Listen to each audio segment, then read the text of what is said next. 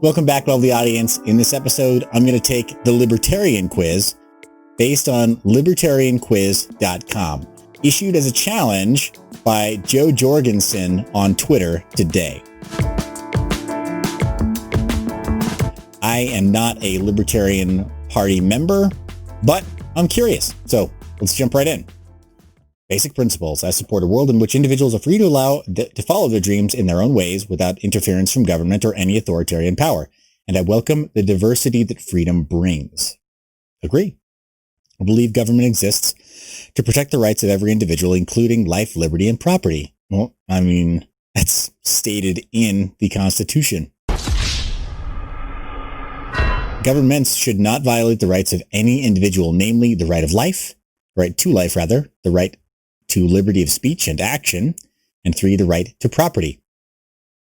I agree, provided it follows the non-aggression principle. I think everyone should be free to act upon themselves and their own business as they see fit. I believe that no individual, group, or government should initiate physical force against any other individual, group, or government. Again, non-aggression principle, totally. Personal liberty. I believe individuals should be free to make choices for themselves and should accept responsibility for the consequences of the choice they make. Yep. Self-ownership. I believe that all individuals have the right to exercise sole dominion over their own lives and have the right to live in whatever manner they choose, so long as they do not forcibly interfere with the equal rights of others. Well, I believe that's kind of true. What's difficult is that in the case of minors, for example, and young children, the degree to which you let children only self-direct and only make their own decisions, you tend to erode family culture. And I'm not gonna say that there's like some kind of obligation to surrender children to a larger society, but families that fail to introduce a strong sense of culture within their children wind up really struggling with cohesiveness later on, in my experience. And I could be way wrong. That could be just an interpretation that I have, but I think that I've witnessed that families that don't have a strong culture, and sometimes that requires using typically persuasion, but it requires creating a bit of a standard for behavior in the home. And that sometimes means that you interfere with the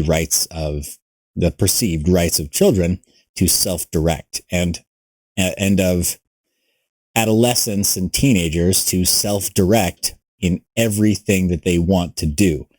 When people only learn by experiencing failure, they, their ability to function and thrive in the world is kind of limited. They do need to be directed by parents. So I don't know. This is a tough one.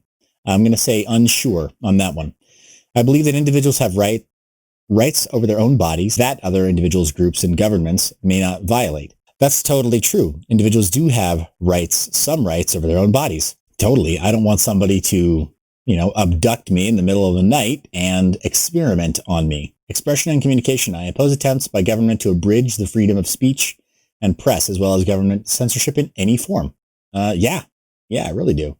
Gag orders put forth. I mean, it sounds kind of silly, but Alex Jones, like you can like him or love him. You can't really hate the guy. He's either your flavor, your cup of tea, or he's not. But it's kind of funny that he was canceled on Twitter and so many other platforms for saying that the government was being run by pedophiles and that alien invasion was covered up. And this year in 2020, what has the federal government admitted to? Hey, we have parts of alien spacecraft rather. And there's all this controversy surrounding characters like Ghislaine Maxwell and Jeffrey Epstein and other people who are associated with them now. So kind of funny that he's been censored and kind of canceled. I oppose government actions which either aid or attack any religion. I agree. What makes me a little bit unsure is that by the other measures that have been put forward, the other ideals that have been put forward in terms of personal liberty, initiating physical force against other groups, there are some religions that are known to initiate violence and known to instigate and incite violence. And I think there does need to be a hardline stance against religions that do call for violence against their non-believers. I think that is problematic, but I don't think that government should unnecessarily restrict freedom of belief in religion. So I'm just going to say agree.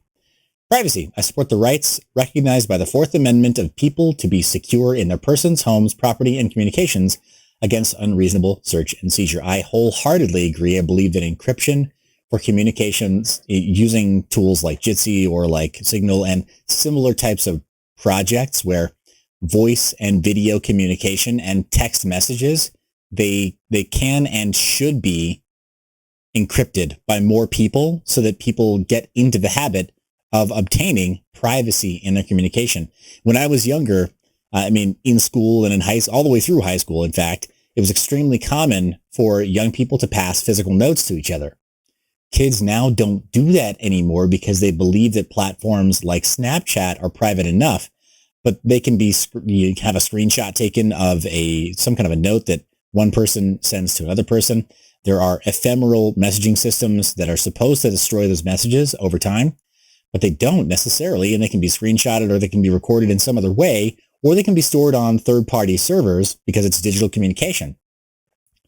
And the Fourth Amendment it's very much tied up in telecommunications and telecommunications companies right now. So yeah, I totally support the Fourth Amendment. I believe protection from unreasonable search and seizure should include records held by third parties such as email, medical, and library records. Yep, 100%. Notably absent on this list is telecommunications companies or telcos. So cellular service providers, internet service providers, they really they should be structured in such a way that it is impossible for them to maintain logs of activity. Or if they are maintaining logs of activity, those logs should be subject to the Fourth Amendment, that there must be some kind of a formal writ or some sort of, what's the word I'm looking for, warrant that is issued in order to obtain those records instead of law enforcement just asking and telecommunications companies and ISPs just giving them, or worse, selling them to law enforcement. It's the most unholy alliance of public and private institutions. I support ending the government's practice of mass surveillance. Haha, yep. I believe consenting adults should be free to choose their own practices and personal relationships.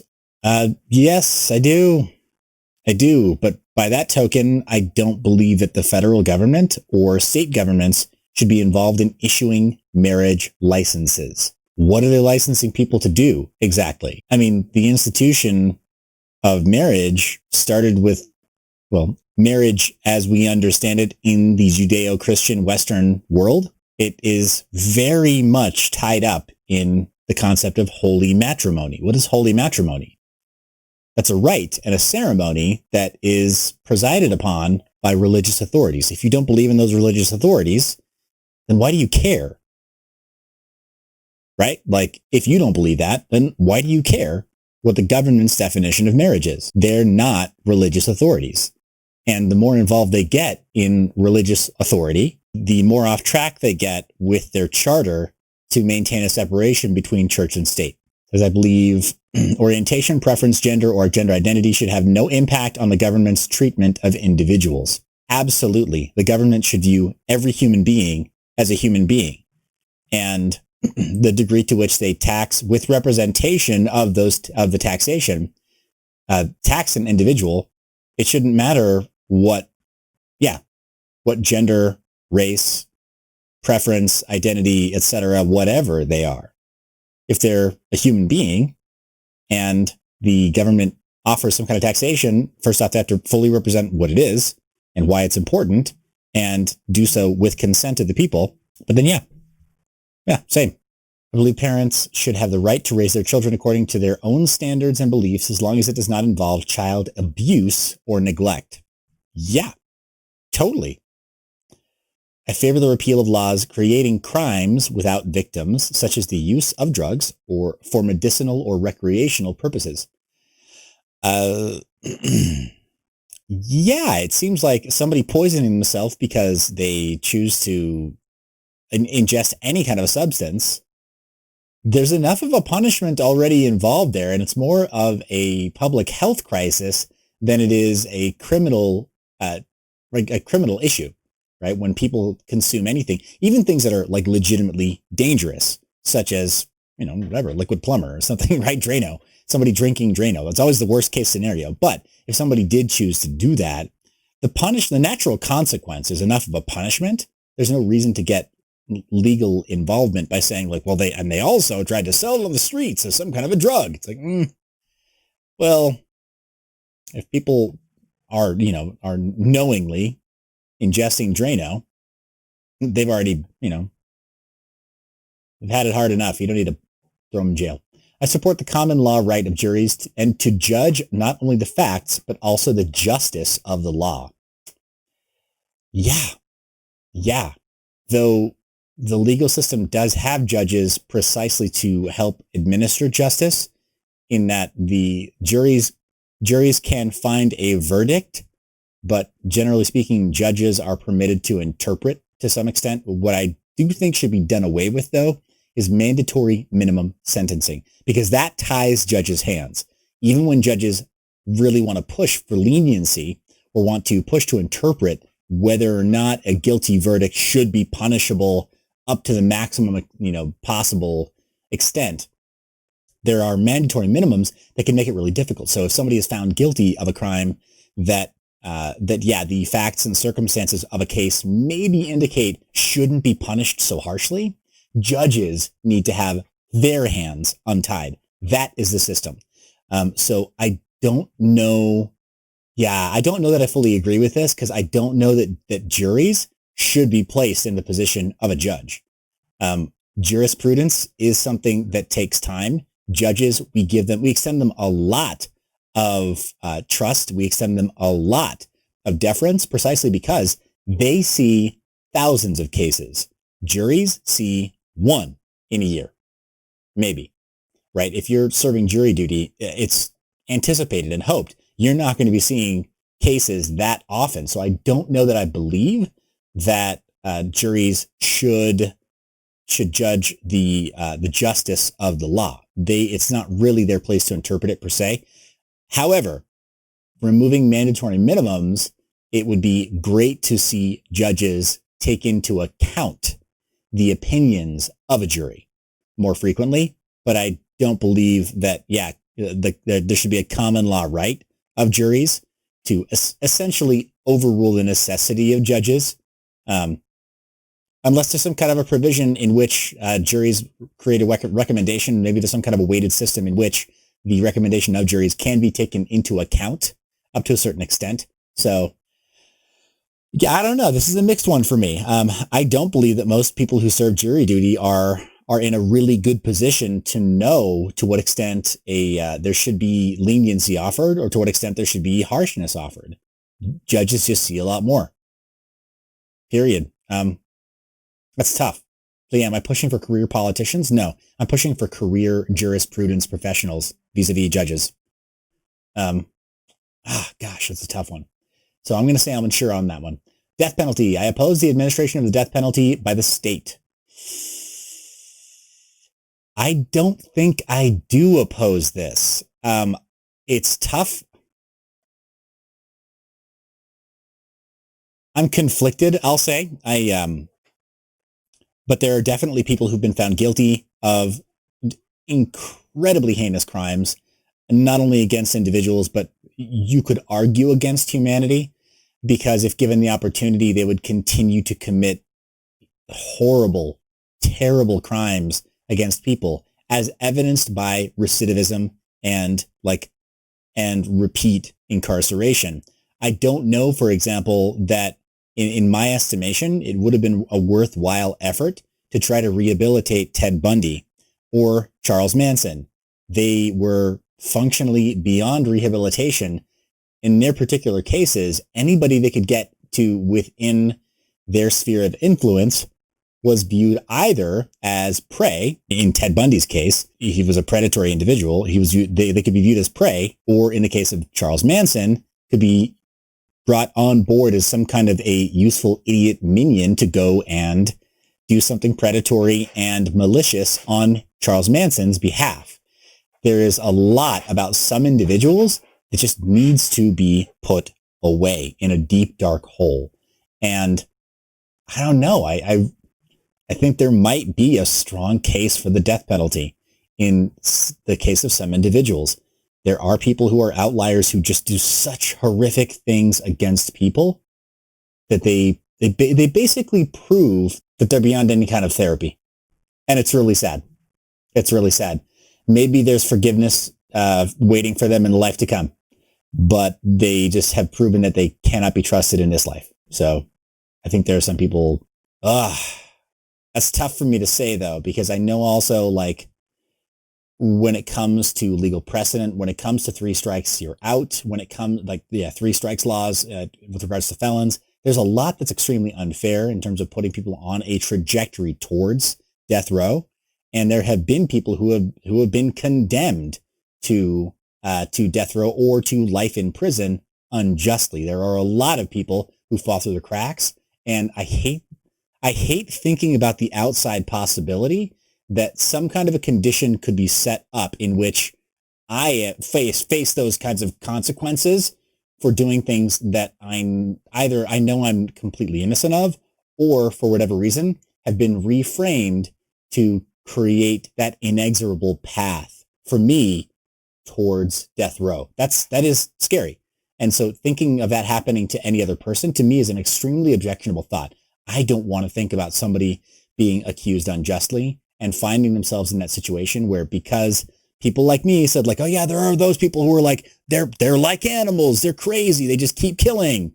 And because I feel so strongly about that, the death penalty still exists. And so there are people wrongly condemned to die. That's a tough one for me. And that's enough for me to just say I'm unsure, but I don't know that I'm fully opposed to administration of the death penalty by the state. I don't know that I am. Regarding abortion, I believe the government should be kept out of the matter, leaving the question to each person for their conscientious consideration. Yeah, I agree.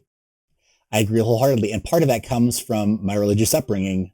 The church that I went to, that I've been a member of my entire life, has a hardline policy specifically of saying that we believe that abortion is not a good thing in general, but that there are cases in which it is necessary for the health of the mother, or in cases of rape or incest, which are, of course, extremely objectionable situations.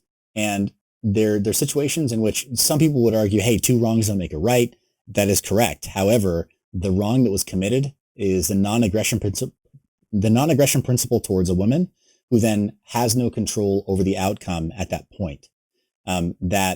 So that's a tough one. I know I'm gonna ruffle some feathers with that one, but I agree the state should largely be kept out of it. However, if anybody's watching this and if anybody cares about my opinion on the matter, I do think that the industry surrounding this, that it has largely been pitched towards certain communities that are already dealing with so much hardship and the issues of fatherlessness and the issues of feeling unwanted as a child. And it's an extremely complex issue. It's an extremely complex issue. I won't tell anybody else what to think or what to do in this respect, but I really think that it is bad. It's a bad thing. It's a bad thing. And if it can be avoided, it really should be avoided. But I don't think it's the state's place to tell people that. I don't. Or to put specific requirements on obtaining an abortion. I don't think that's the state's place. I think that's my place to talk to people who will actually listen to me. And more to the point, people who know that I care about them, people within my sphere of influence, and to have this conversation be put into a context and into circumstances that are more personal, right? Than even even me sharing a video with you. So that's a really tricky one. But I'm trying not to come across as like political or use doublespeak here. I'm trying to be as straight as possible. For me, I find it an objectionable practice, but I think it's a practice that the government needs to be kept out of. Self-defense. I support the individual right recognized by the Second Amendment to keep and bear arms and oppose the prosecution of individuals for exercising their rights of self-defense. Yes. Yes. And I think that infringement on those rights cause a lot more harm than good. Generally speaking, air quotes, mass shootings take place in air quotes, gun-free zones. Places where it was posted as a rule violation to have a gun or framed as illegal to have a gun in those situations. In this country, because the genie's out of the bottle, because we have hundreds of millions of guns in this country, anytime you say, hey, no law-abiding citizen can have guns here, you turn that arena into a shooting gallery for people who are lawless individuals, people who do not abide laws. They're going to bring in guns anyway. And they do. And this is proven over and over again. I don't know why there's still a debate around that in this country. But I think the easiest way to deal with that problem is just to say categorically, the Second Amendment is supported here. And each individual state can issue some interpretations of that, but by and large, repeal the National Firearms Act and repeal federal level restrictions on the Second Amendment. Economic liberty. I believe all persons are entitled to keep the fruits of their labor. Yeah, I don't think that I have a claim or any right to what you've earned. Unless, of course, we have an agreement between us, and or you are using my means of production in some meaningful way. In which case, you and I should come to an agreement for equitable distribution of profits. I believe efforts by government to redistribute wealth or to control or manage trade are improper in a free society.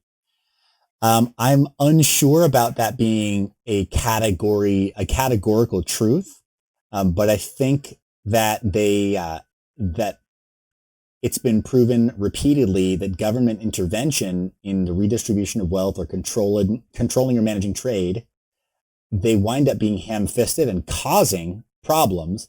But I think that there are some measures in which the federal government that it can place, can create an infrastructure and it can create guidance that is maybe a little bit helpful.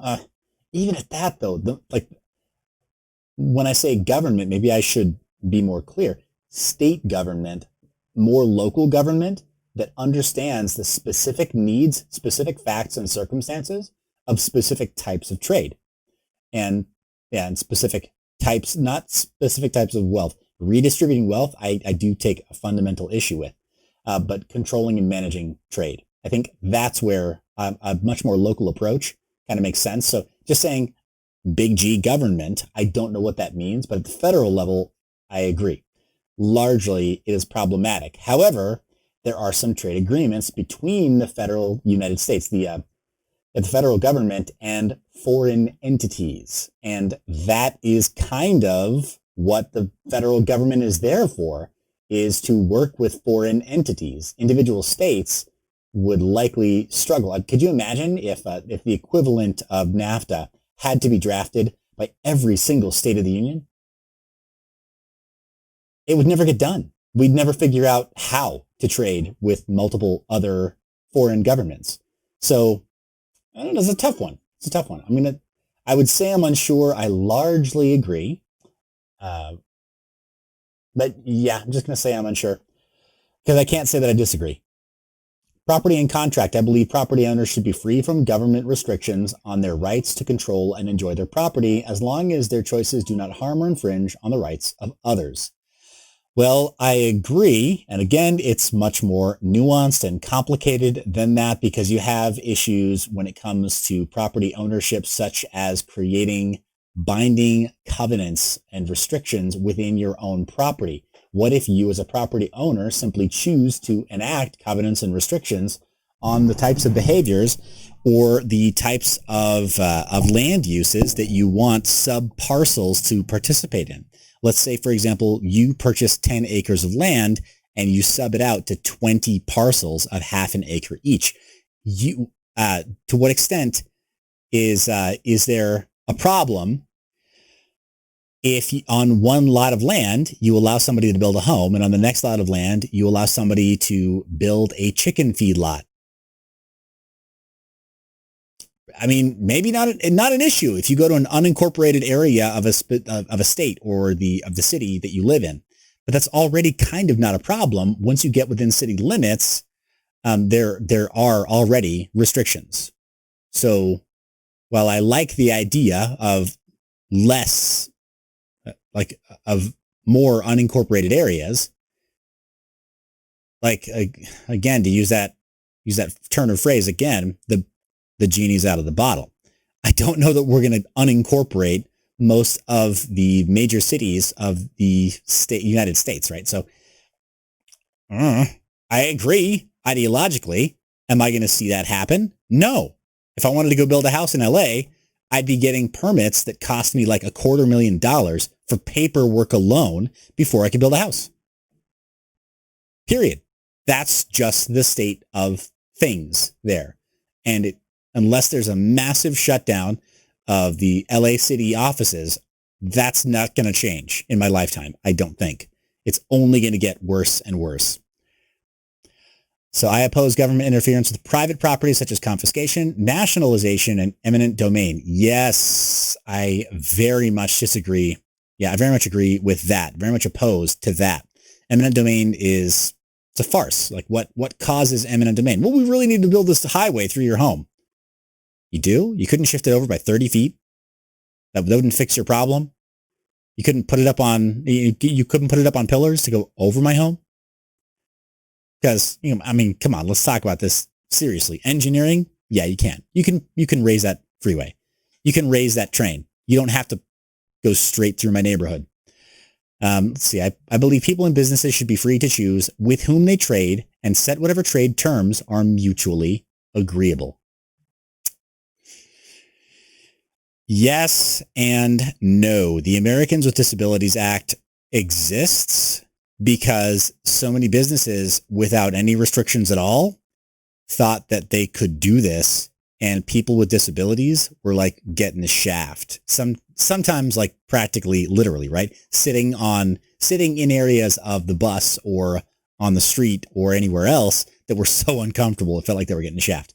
So that's a tough one. That's a really tough one. Special populations start to get special legislation written for them because there are special considerations. So sorry to use the word special so much. If that bothers you, I'd rather say special populations and special needs than say, disabled people, because sometimes people aren't fully disabled in order to need certain accommodations. So, mutually agreeable. Now, see, I wonder how long it would have taken, for example, to get a ramp in the front of more businesses and even houses of worship and public offices and buildings, our own government's courthouses, for example. Would they have installed a wheelchair ramp if there wasn't pressure from the ADA? Because I was alive when that change started to really happen.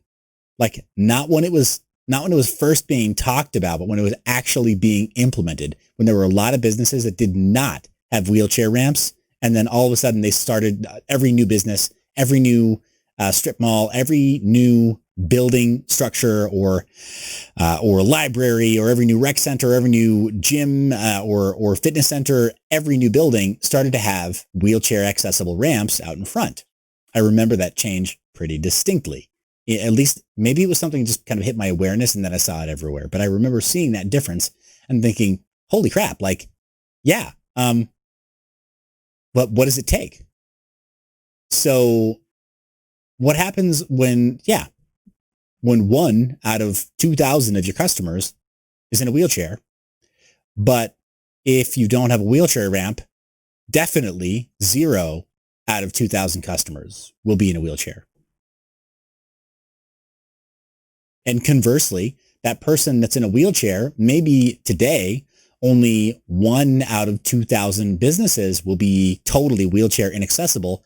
But what happened back in the day when 2,000 out of 2,000 businesses was inaccessible for somebody in a wheelchair? So I like the idea that people can set whatever terms they want for trade, but in practice, I struggle with that because there are real considerations for people where they don't have the negotiating power across every business they go to everywhere that every other customer has, because every other customer represents 95% of the bottom line of a business. So you come in and say, well, I'm not going to shop here anymore because you're not wheelchair accessible. All right. Don't let the door hit you. That was happening in this country and around the world. So I don't know. I don't know about that. I'm not sure. Marketplace freedom. I believe free and competitive market. I should also add that on that same note, there are some people who are simply, and this is a little more rare. There are some people who simply can't live entirely on their own, and so negotiating for themselves. And we're seeing increasingly that there are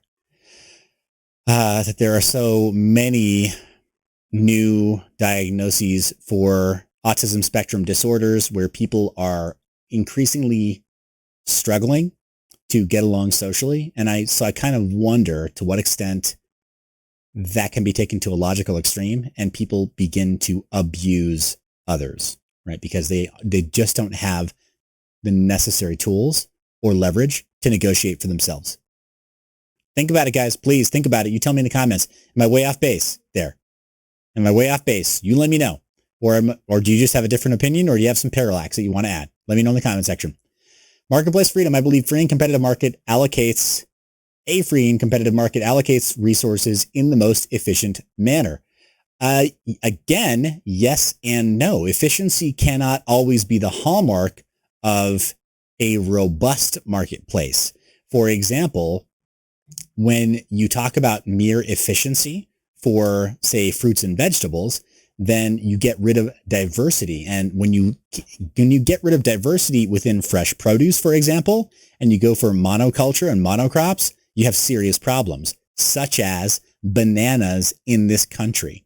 And I know this might hit some people in a slightly different way, but bananas in this country, they were turned into a monocrop for a number of decades to the extent that they were not disease resistant. So when you seek only for efficiency and you do not allow for diversity, or in some cases push for diversity in specific types of markets, then you wind up, or like when you don't prize and you don't value diversity in addition to efficiency, specifically competition and efficiency, then you do cause some long-term problems, right? There's some knock-on issues there. So largely though, yes, I largely do agree that freedom in competition is helpful, but that also got us into the problem that we're in right now of having appeased China for so long by giving them all of our manufacturing and letting them do it so cheap that now when we're on the brink of whatever, a Sino-American war because of all kinds of other influences, what would we do if China just said, we're going to stop manufacturing anything for you guys. We don't even want your money anymore. What would we do? We couldn't afford it. And there's no way for American markets to become cheap and competitive enough to hit the level of efficiency that we need and the level of production that we need here to fill every single product requirement and every single product request that we have manufactured over there. So yeah, it's a tough one. Free competitive market. I'll say also with the labor market, for example, and this is not false equivalence, guys. I have been to the camps. I lived every day for months out of my life, working in the camps where migrant laborers live while they're working for agricultural businesses here in the States, farms, right? So specifically South American and most often Mexican-American migrant laborers living here in this country, they wind up going from different camp to camp, living in almost in little slums, like in little cheap tract housing that is, they're like little duplexes or quadplexes. And in some cases, dirt floors or unfinished floors, extremely inexpensive housing. And yeah, this stuff exists in areas of Miami, in areas of LA, in areas of all of the agricultural epicenters of the United States, the heartland, middle America, everywhere, but also in the big states, in the coastal areas such as Miami and LA. So labor markets, you could say it's like we've already filtered into the most efficient labor model there. People say, well, you know, nobody here would be willing to take their jobs. Well, I would be. I don't like it when migrant laborers take what could be American jobs. I'm sorry, but I haven't seen you going to beg to pick strawberries. Haven't seen it. Grew up in Ventura, California, grew up near Oxnard, where there were migrant laborers who picked the fresh produce there.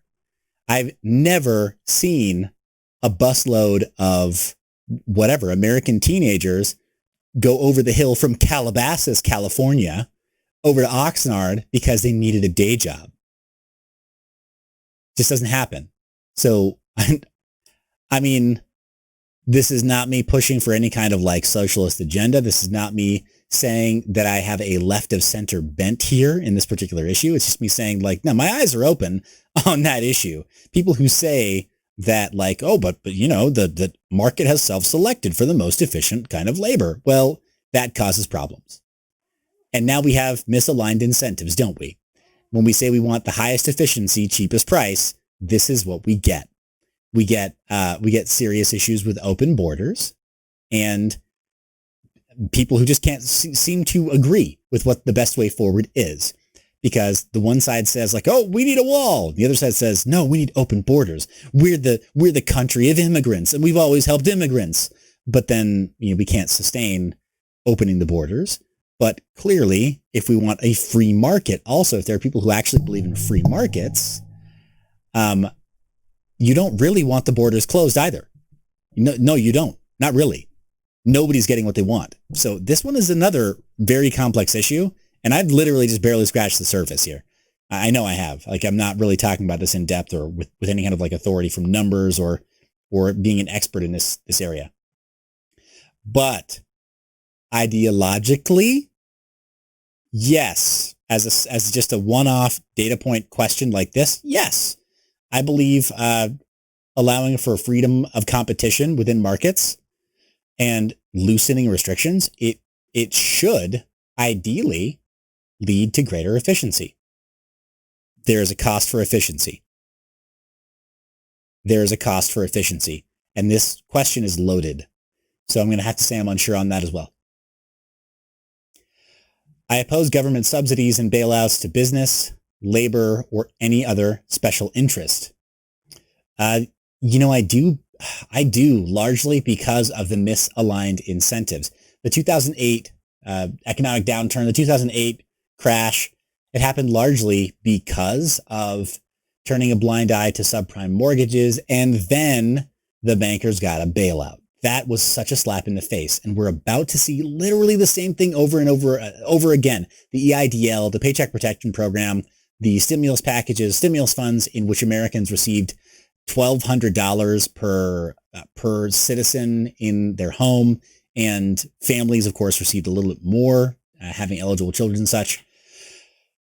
But then having there be like upwards of $80,000 of administrative fees for every $1,200 stimulus check.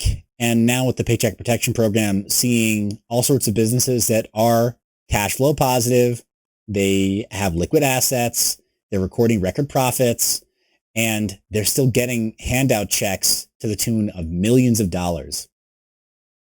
It's insulting. And with what's going on in the world right now, yeah. This is an ongoing problem. We're going on 10, 12 more years, right, of seeing businesses have incentives over people, right, over any kind of people. So I don't know. It's a tough one. That said, I'm not mad. I'm not mad at people that choose to go out and learn how to structure a business in this country. What did I do after the last economic downturn? I learned how to form LLCs. I learned how to elect the correct sort of corporate formation and corporate structure to get the most tax advantaged business formation I could. Now, am I perfect at this? No, but I think I understand business formation far better than I did 12 years ago when I saw the market implode and thought like, oh my gosh, they're right. Proles like me are screwed, basically. I decided to learn the game. So, and anybody can. That's the thing. People who, for example, really are jumping on Donald Trump right now, or who were very critical of Mitt Romney, who I'm not particularly a fan of, but people who are really critical of him, they failed to acknowledge that he's just a dude. He's just a dude who's playing the game, as far as that goes, wealth management, better than everybody else. So, though I would not mind seeing fewer subsidies, fewer bailouts to businesses and special interests. So I'm just going to say yes to that. Again, complex issue, but I'll boil it down. I believe markets are not actually free unless fraud is vigorously combated. Those who enjoy the possibility of profits must not impose risks of losses upon others, such as through government guarantees or bailouts. Yeah, this is good. So the concept of crony capitalism, of cronyism and corporatism being the problem, not so much capitalism being the problem, I agree with largely. But I mean, there I am using a quip and a quote. There I am using something that's really an easy soundbite, sort of platitudinous, if you will. Don't care. That's how they're asking. And I agree with that. I do. I think fraud needs to be combated pretty intensely. But what does that require? Requires legislation and intervention. So we're at a bit of an impasse here because I'm being asked questions about limiting government, and then a question here that is inherently a broadening and deepening of government reach. Tough one. Energy and resources. I oppose government control of energy pricing, allocation, and production. Yeah,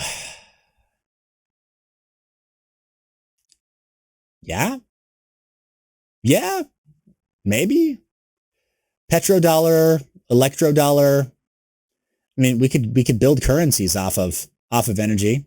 I think it's been tried. So I'd be curious to see how that works, as opposed to having the US dollar be the ultimate arbiter of value in the world.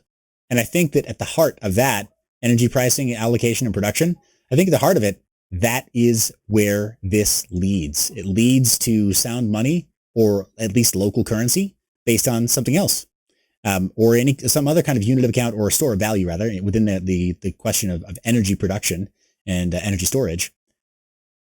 Yeah, it's just another market. So yeah, I would like that. Labor markets, I support the right of private employers and employees to choose whether or not to bargain with each other through a labor union. Bargaining should be free of government interference, such as compulsory arbitration or imposing an obligation to bargain. Yeah, again, there are misaligned incentives within unions, within labor markets, and within any kind of arbitrage or arbitration, rather, or intermediaries or assigned intermediaries. There are problems. Yeah, there are definite problems there. I think that the nanny state here, having government intervention to try to save people from themselves, air quotes, save people from themselves because people are that dumb. It's like, no, not everybody's that dumb. And when it comes to labor unions, let people try things out and let people use different means. There are so many restrictions. So I would say yes to that. Government finance and spending. I believe government should not incur debt which burdens future generations without their consent. Ideologically, yes, I agree to this. Ideologically, I totally agree to it. That said, there's good debt and there's bad debt. And that's true of every size institution, whether it's from one individual all the way up to a nation. But ideologically, I don't want to see the government incur any more debt. They've been letting the money printing machine go unchecked. And so my kids will likely be sold into abject servitude, abject slavery to the state at some point in the future. And it makes me really sad. We're working on overcoming that with our involvement not only in cryptocurrencies, but also in private enterprise. So just doing that as fast as I can.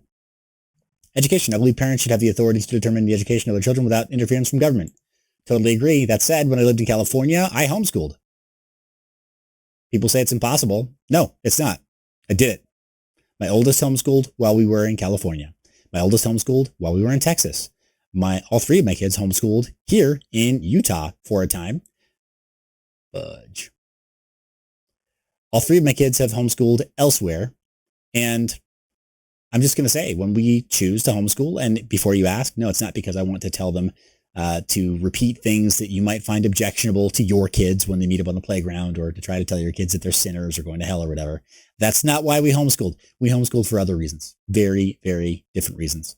So you can try to make it about ideological reasons, and it's just not for the reasons that you know. So if you know me, go ahead and ask me sometime exactly why, but I'll just tell you, I have already pushed to get my kids what they need, and being an active, involved parent gets you that, even in the current system.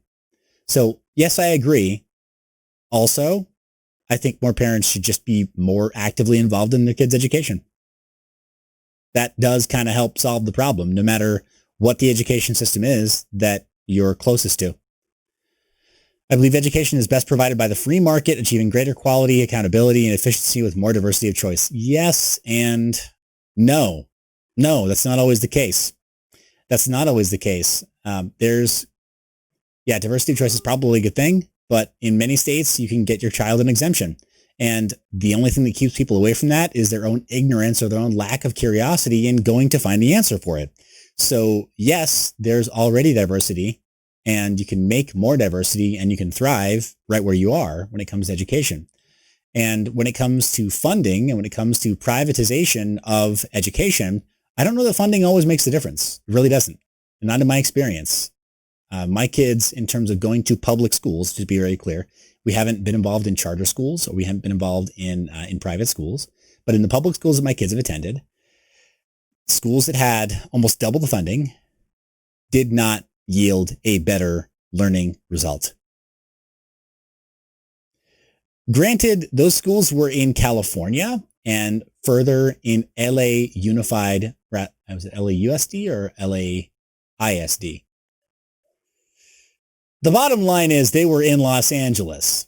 Never lived there. It's a terrible place. You should do like Tesla, and you should do like every other major business interest that is leaving California, and you should just let it financially fall into the ocean.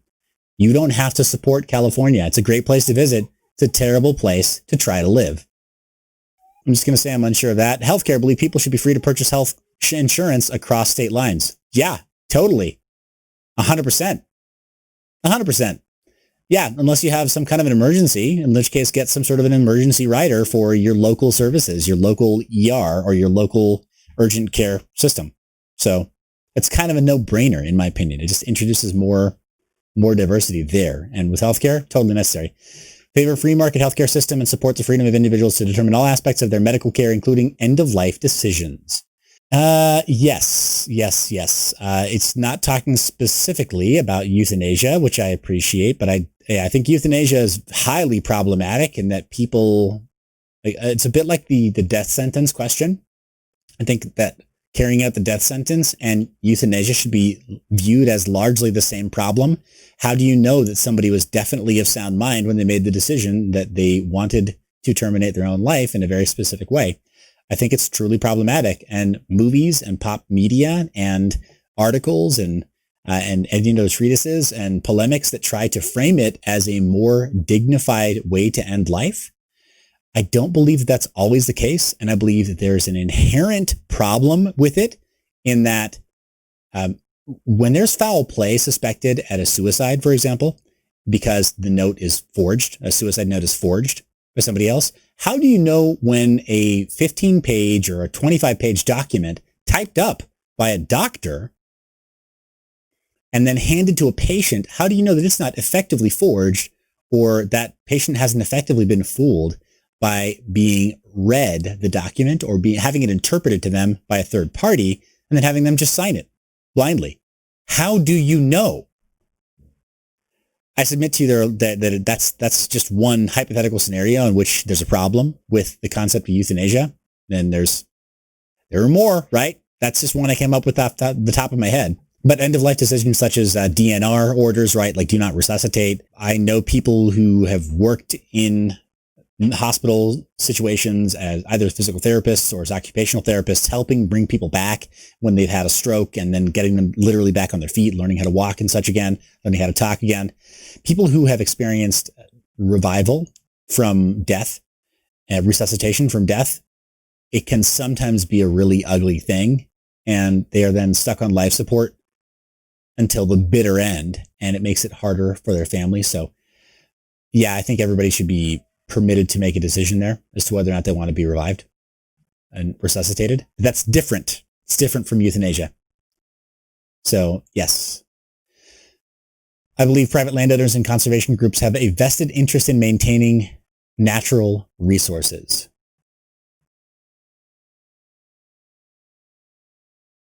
Well, yeah.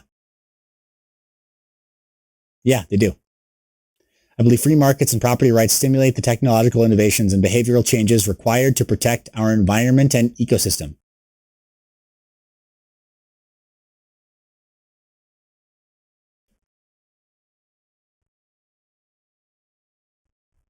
No, I don't.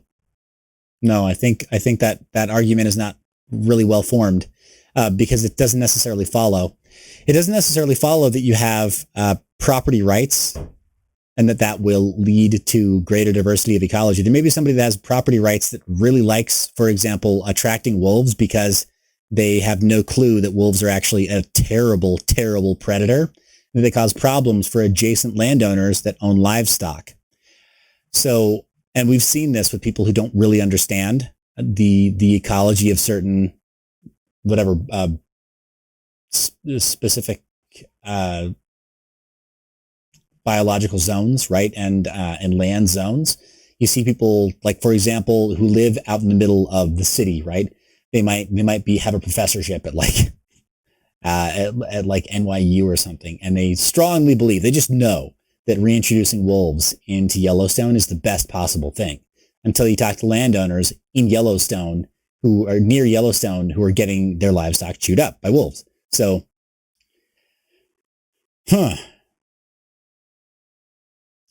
I don't know that I agree. I just don't think this follows. It's not a well-worded question. I'm just going to say I'm unsure.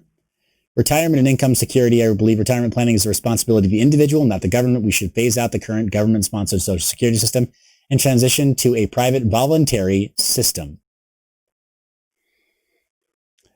Yes, I think, Social Security is just not going to last. It's falling apart at the seams. So we have to revisit it because we need some kind of a social safety net for people who are in special populations, such as being so elderly that they can no longer work to sustain their own living. So regardless of what that person's previous life choices were, I don't want to see 80 something silver hairs out in the street begging. I don't want to see that. And I'm willing to pay a little bit extra in order to not see that. And I think most people, when they think about it long enough, would agree that they don't want to see special populations turned into beggars, like turned into vagabonds or a threat to society because they've been because they've been shoved to the side. There must be some inclusive way of figuring out how to solve that problem. But yes, I do think it should be voluntary. I do think that's true. I believe the proper, most effective source of help for the poor is the voluntary efforts of private groups and individuals. Well, yes, I agree with that too. I think it's funny. Who was I talking to? It's funny that a lot of people talk about charity. A lot of people talk about charitable action, and without tooting horns here, I'm extremely, I feel very privileged to be a member of a community where there is a lot of humanitarian aid given, where there's a lot of not just financial aid given, but resource personnel in the face of adversity, in the face of crisis. So, but yeah, it's a private group, private religious group. So I agree.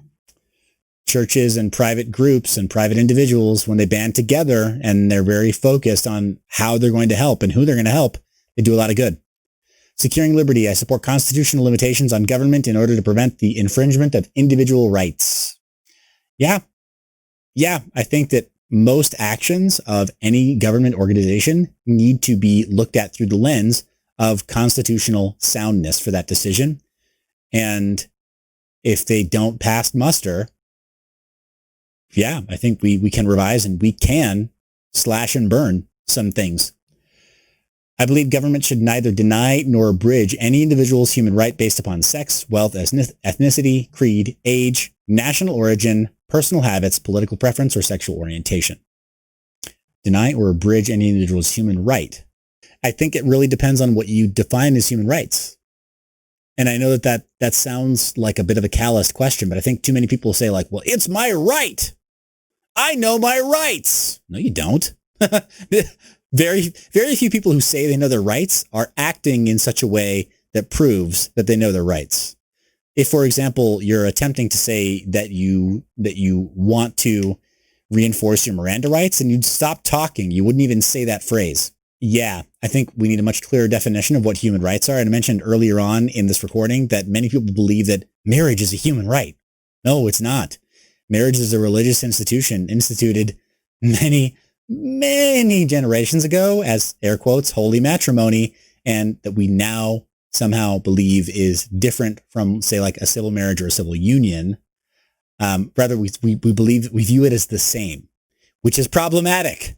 It's problematic because it mixes church and state, right? So showing that there are relationship unions that the state will essentially, now I'm going to use like confusing terminology here, but the state will give its blessing to, right? Because they want to support the creation of new taxpayers, right? That's why the government got involved in the business of marriage in the first place, was because they wanted to try to foster families and foster the creation of new taxpayers, essentially. Like, sounds messed up, but the more American citizens you can manufacture at home, the good old fashioned way, the more your tax base will grow. So I know that's why they did it, but denying or abridging any individual's human right. Marriage is not a human right. Period. Social Security, as mentioned earlier in this document, it's not really a human right. It is something that I think governments choose to try to implement because they want to see their constituents thrive. And again, it's in the service of creating a broader tax base, right? Like, I get it. Like, it's obvious. If you look at what the other hand is doing, it's like, hey, look, helicopter freebie, because we're going to reach into your pocket with the other one. All right, acknowledged. As long as you can represent your taxes, which is, that was the call. No taxation without representation. As long as you can represent why you're taxing, then fine. And programs, okay. Is that why you're taxing? Okay. Through common consent. We all decide. Yes, fine. I don't know that I understand what this is angling for. I really don't. I actually don't understand, because I agree. And it seems like almost obvious to me, but I'm trying to figure out what the rights are. But I agree. I don't think that any kind of an actual right, any kind of a right that can be proven to be a right, should not be denied or abridged based on any immutable characteristic of an individual. That said, I have some views about what is an actual immutable characteristic and what are lifestyle choices, because they can be fundamentally different. Some people live a first entire half of their life or a quarter of their life a certain way and then change. So it's clearly not an immutable characteristic. Free trade and migration. I believe individuals should not be unreasonably constrained by government in crossing of national borders. Yup, totally. But especially state borders here in this country as it pertains to me being an American citizen. Yeah. Removal of government impediments to free trade. Well, largely, yes. Again, it's nuanced. International security, individual rights. I oppose the government's use of secret classifications to keep information from voters that they should have, especially information which shows that the government has violated the law. What? This is oddly specific wording, and I wish that I knew a little more what they're talking about. Because yes, should is kind of a loaded word.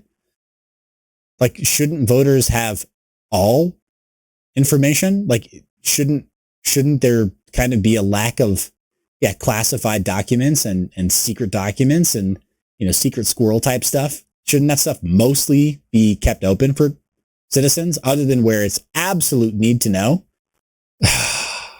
Yeah, I believe the activities of intelligence agencies should not take priority over maintaining the civil liberties of our citizens.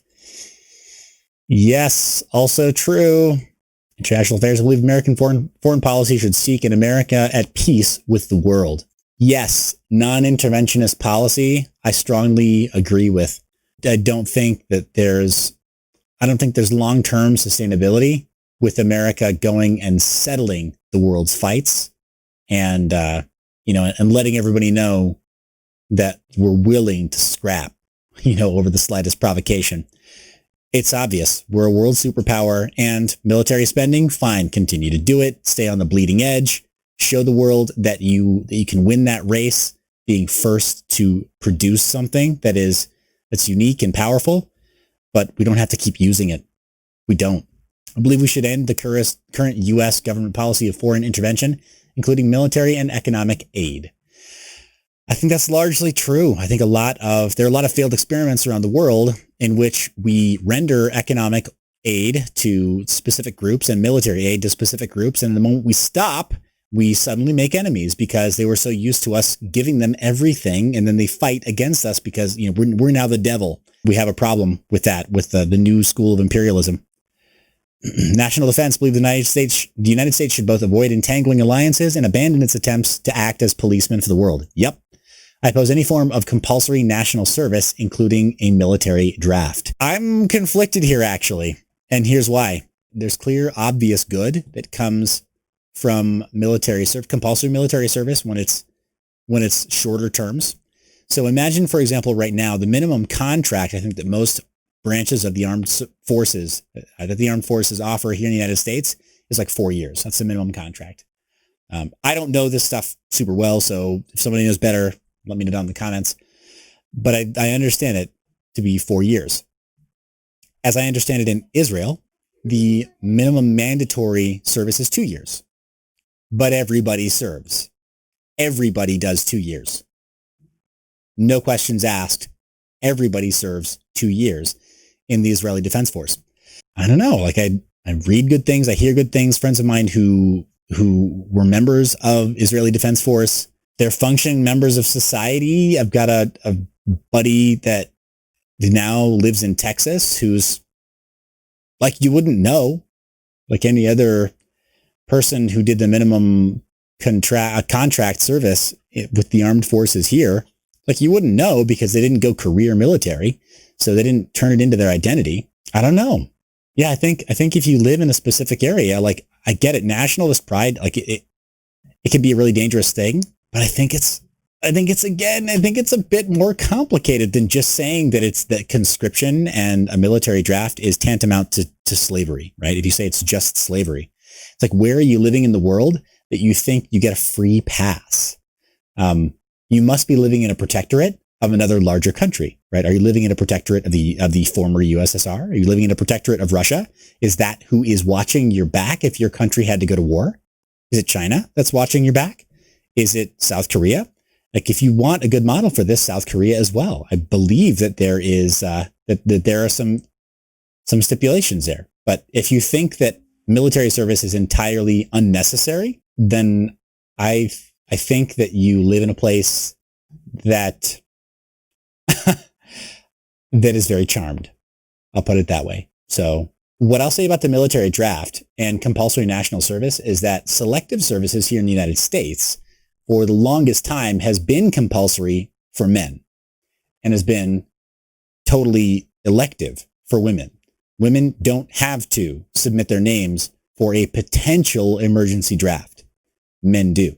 I'm going to get canceled for this, I'm sure, but I think there's a bit of a problem when in modern life, when people say like, no, this is great. This is the most equal time ever. It's the best time ever. And things are getting so much better, but we have to push more because women, because gender wage gap. It's like, whoa. Things like this prove that, yeah, you're right. We've got a whole lot longer to go. I want equality for women too. Equality for the draft. equality for selective services. While the draft itself, I'm glad that it's gone. Selective services still exists, which is still the specter of the draft here in the United States. So if we're going to have that, it needs to apply to everyone. Either apply it to everyone or apply it to no one. But yeah, I'd rather it not exist for my kids. Representative government. I oppose laws that effectively exclude alternative candidates and parties, deny ballot access, gerrymander districts, or deny the voters their right to consider all legitimate alternatives. Yup, totally do. Let's score results. Join the Libertarian Party. I'm 92% Libertarian. Whoa! Shocker. Yeah, I'm not that surprised. Hi, I'm a classical liberal. Okay, very educational. Very, very educational. But I'm not shocked. Not shocked at all. There's a little bit of an issue that I have with some of the disconnect in that our country is formed in such a way right now that some of the questions that were asked, I think it's so much work to affect any kind of change. I'd love to see it. I'd love to see a lot of changes here. But notice I'm not 100% libertarian. Some of the questions asked to me didn't make perfect sense. I appreciate you guys watching all the way to this point in the video. What did you think? How did you score? Tell me down in the comments. You can unfollow me now? Well, then do it. Stop talking about it. Just do it.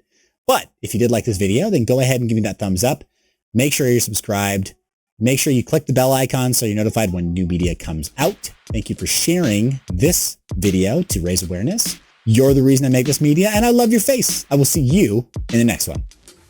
This episode is sponsored by MindYou.biz. Check out our merch store where you can buy stuff using all kinds of cryptocurrencies, including Monero. We may be adding support for BitTube payments in the near future, so if you like that, go ahead and upvote this video, subscribe, and tell us in the comments, Seth, I want to buy merchandise from MindYou.biz with my BitTube currency.